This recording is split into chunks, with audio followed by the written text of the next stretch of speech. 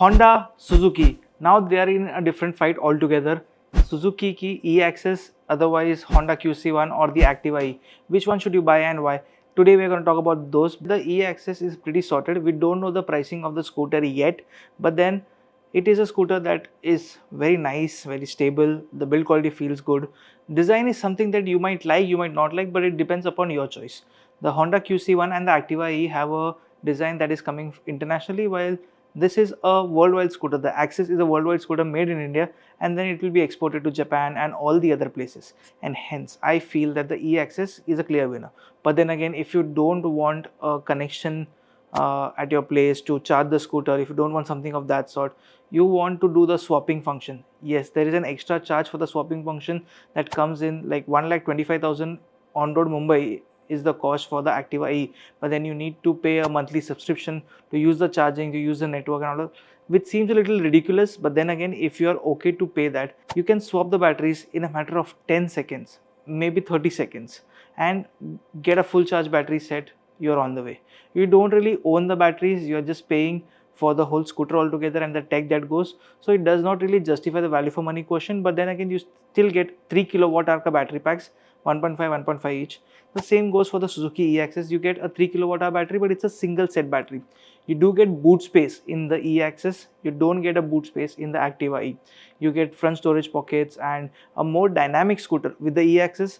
Well, the Activa feels a lot more stable when both the batteries are in, and it feels like a very sturdy scooter. But the QC1, which is the lower variant of the Activa, which has a fixed battery of 1.5 kilowatt, gives you a maximum range of only 60 kilometers. So that is a bit of a problem. And the scooter weighs only 89 kgs, which is very good and easy for people who are new to scooter riding and they're not going to go far or want something that is super duper light. But then again, with a little bit more weight at 118 kgs, the Activa-e feels good.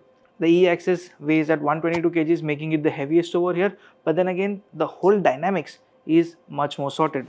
With the E-Access, with the same scooter that you get, there is no specific variance as such, but you will get a tiny 4.2-inch cluster, and you get connectivity features about your navigation and all of the other details.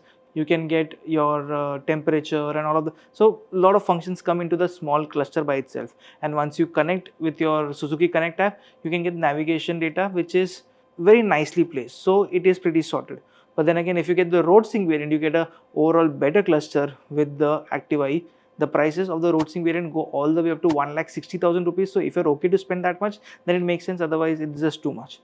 And with the road sync variant, you can get connectivity features. It connects to your phone. You can push in your location. It is very dynamic, very nice.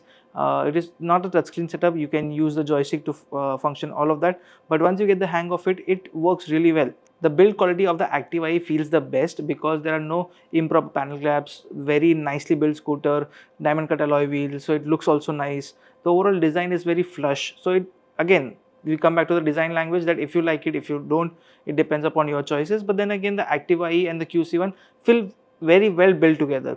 Access, on the other hand, feels exactly what you expect from a Suzuki scooter. It is nice and flush, but then again, you will find some of the other plastic bits which are not properly placed, or you will find some edges which are a little sharp. So you will not really like the quality of the E-Access if you go into detail, but overall it is a decently built scooter.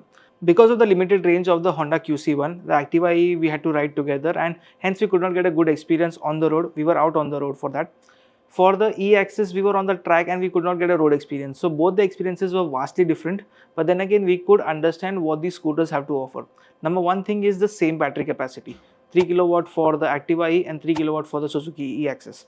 1.5 kilowatt, that goes down the price, but then again, if you want a scooter under 1 lakh rupees, so yeah, the QC1 fits in the perfect, and it is pretty sorted if you want to do like 20-30 kilometers ka distance, and you have an access, not really an access, but you have an access to a charging point. So that comes into play where the QC1 fits in the best. The E-Access also supports fast charging from the Suzuki networks. So instead of going to the swapping stations for the Activa-e, which will take barely 30 seconds, 40 seconds to swap the batteries, you can actually go to a fast charging place for the E-Access, and you can fast charge your scooter within an hour's time from 0 to 80. So if you have like considerable amount of battery left, within an hour's time you will have enough juice to get around. So that is also a possibility, and the fast chargers will be available at each and every Suzuki showroom and service center. So that is a definite benefit addition.